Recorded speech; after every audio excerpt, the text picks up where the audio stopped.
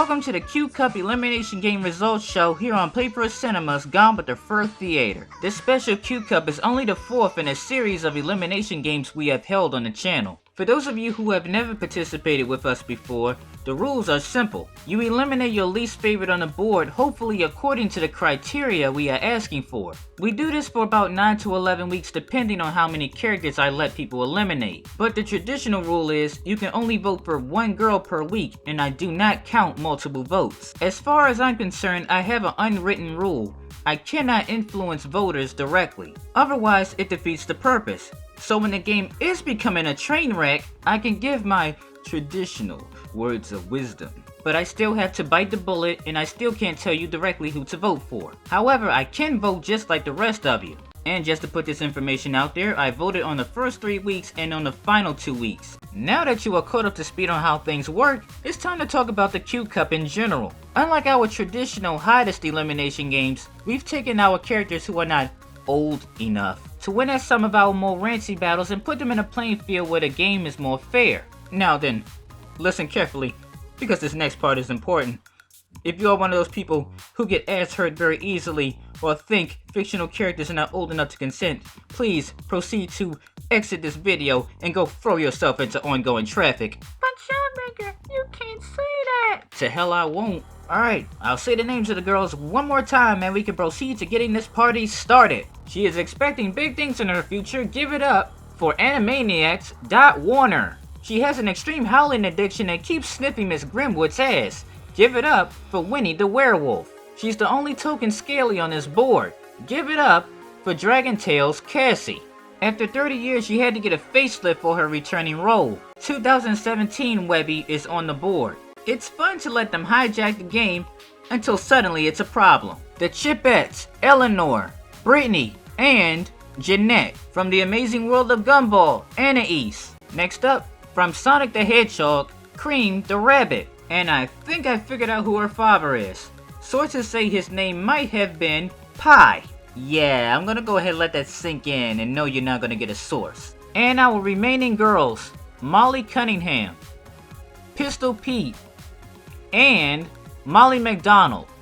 The thing about numbers sometimes is, not only can they show you a peek into the possible future, they can also give you an idea of how popular a character is going to be. And since I'm the guy who calculates the votes, I can easily see who won't be making it very far. For week 1, remember when I said I sometimes allow voters to vote for more than one female?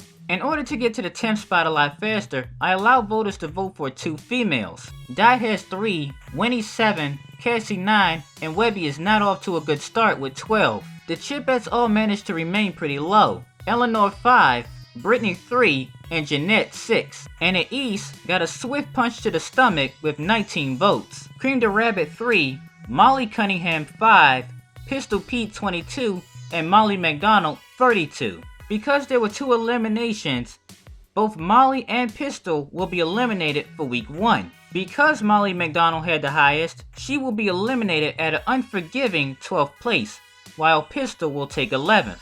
Now, don't raise your hands all at once, but do you all know what Molly MacDonald and Pistol Pete had in common when they were eliminated? Some of the voters were saying they were being eliminated because they were brats. Let's talk about MacDonald for a second because she highlights some of my many issues I have with these games. This is the second time we have used Molly in competition. The first time we used her, she was in the Hottest Bunny Girl elimination game.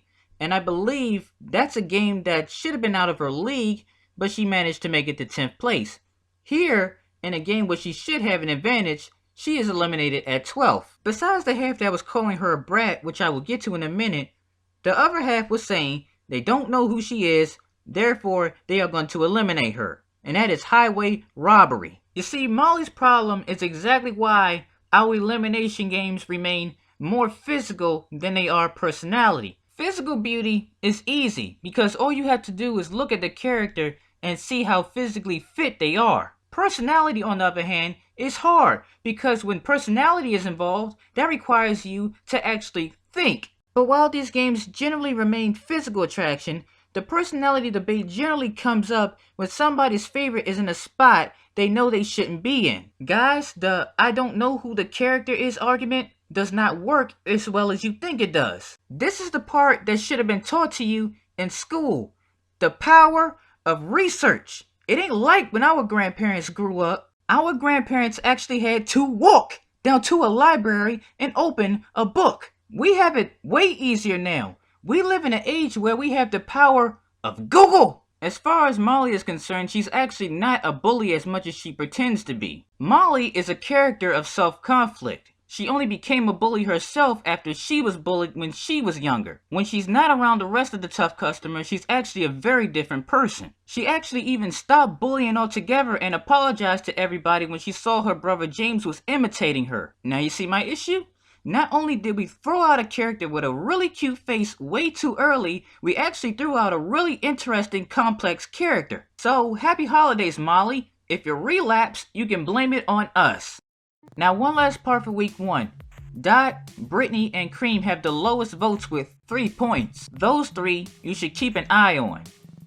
As we move into week 2, Dot remains at 3. Winnie, on the other hand, is in trouble, and I stamped that big ass 26 in the middle of her forehead so everybody could see it. Cassie dropped down a number to 8 while there's a little bit more pressure on Webby at 15. The Chipettes have completely shifted in numbers. Eleanor 3, Brittany is up a point by 4, and Jeanette has dropped down to 2. As for Anais, while it's not as bad as week 1, that 13 is still a bad omen for her in the future. There was no change with Cream, while Molly Cunningham went up by 2 points. Jeanette wins week 2 with only 2 votes, while Winnie is being executed with 26. As Winnie takes 10th place and the characters on the board begins to shorten, the numbers begin to spike up. Dot is now out of her cozy little number at 3 and goes up to 11. Cassie also goes up to 13, and Webby goes up by 2 points at 17. The Chipettes ended up with a funny little pattern. Eleanor goes down 1 point from last week, Brittany goes up 1 point from last week, and Jeanette goes down 1 point from last week. As for Anais, that omen I was talking about finally caught up to her. She now has the highest on the board with 23. As for Cream, she also drops down 2 points to 1, while Molly Cunningham doesn't change. Cream and Jeanette equally win week 3, while it's goodbye to Anais. It's week 4 and we're right back at it again. This time Dot goes down 2 points to 9. As for Cassie, it looks like she'll be wishing herself right back to Dragonland because that 24 takes her out of the game. As for Webby, well, all I gotta say is, enjoy your last week. The Chipettes slightly shift numbers again. This time both Eleanor and Brittany are at 4. Jeanette goes up to 2, Cream goes up to 3, and Molly Cunningham went up to 11. Jeanette wins the week with the lowest points, but goodbye Cassie. As we move into week 5, it seems like it's been a game of back and forth with Dot. 1 week she's down, 1 week she's up. And it seems like Winnie has moved her 10 out of the way so she can see who looks better than her. Unfortunately for Webby, it's a swift kick to the bill with 30 votes. Guess you all don't like Webby 2017. Eleanor and Brittany are also up in numbers, but Jeanette continues this mean streak she started a few weeks ago, with only 2 points. Cream is at the highest she has ever been since the game has started with 6, and well, Molly, I'll tell her the same thing I told Webby. See you next week. Whoa! What's happening here? Dot has 18. Come on guys, for real? 18? She has a cute song! But even with the omen now above her head, 18 is not enough to stop her from making it into the top 5. And speaking of the top 5, we now turn our attention back to the trio of Chipettes, who have ran roughshod over everybody for the past 6 weeks. And based on some of the discontent from some of the voters, it seemed as though their popularity was underestimated. Eleanor 6, Brittany 6, and Jeanette 5, none of them are close to being put out. With Jeanette being the lowest, she continues her streak while going neck and neck with Cream, who she only beat out by 1 point with 6. But good golly, Miss Molly, you out of this game! With Molly being eliminated at 34, Dot, Eleanor, Brittany, and Cream all make it into the top 5. As I told you earlier in the video, to pay attention to Dot, Cream, and Brittany, because those were all going to be the girls in the top 5. Eleanor was just a wild card riding the wave with her sisters, and never having a single week where she was high or the lowest. But Jeanette, on the other hand, by week 7 was on a 6-week hot streak of being the lowest. Being on a hot streak does not always mean the character is guaranteed victory. So far, the only character who has ever gone on a hot streak and made it all the way to first place was Sheila Vixen. Jeanette 6, Eleanor 7, Cream and Brittany 11, and with 53, it's the end of the road for Dot. A character who took pride in being cute wasn't put out, she was shoved out. By week 8, as Jeanette's hot streak was moving up to 7, another streak was ending. The Chipettes managed to get past everybody and we almost had a Chipette face-off. The only person they couldn't get past was Cream. Unfortunately for Eleanor, being the thick monk is not going to help her this time. With 36 votes, Eleanor is eliminated at 4th place. You had to have been voting with us for the last couple of weeks in order to notice something is off here. And oddly enough, when it happened, nobody asked me why. From the channel count, Brittany was eliminated with 39 votes. But for the final 2 weeks, I decided to add a plot twist. I went out and decided to bring in outside voters. In a public poll, I asked everyone who is the least cutest on the board, and they voted for Jeanette 51% of the time. In total, Cream reached 59, Jeanette 98, and Brittany 34. When those numbers were calculated with our votes, Brittany ended up with the lowest at 73, Cream ended up with the second highest at 82, while poor Jeanette and her winning streak was obliterated off the map with 120. In our final round for first place, Brittany Miller of the Chipettes versus Cream the Rabbit. Keeping in mind, the one with the lowest is the one that wins. Let's begin our drum roll.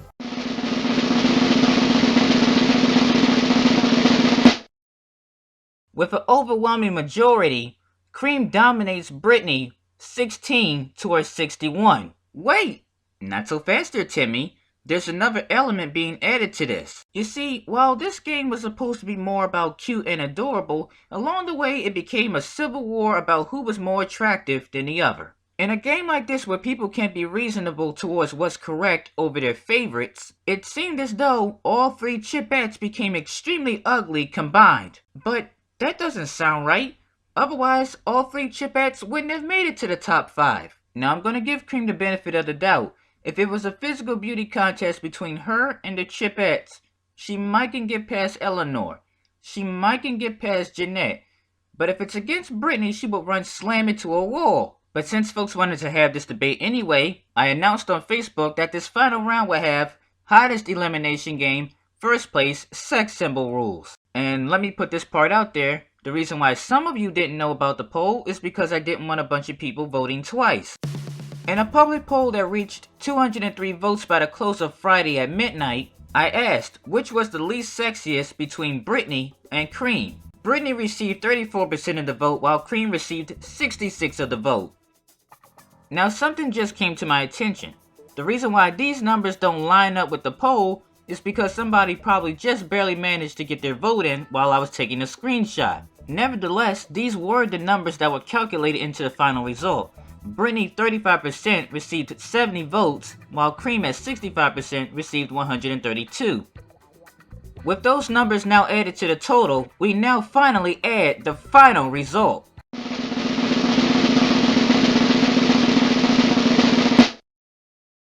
Brittany Miller with 131, Cream the Rabbit with 148. Your winner of the Q Cup elimination game, Brittany Miller.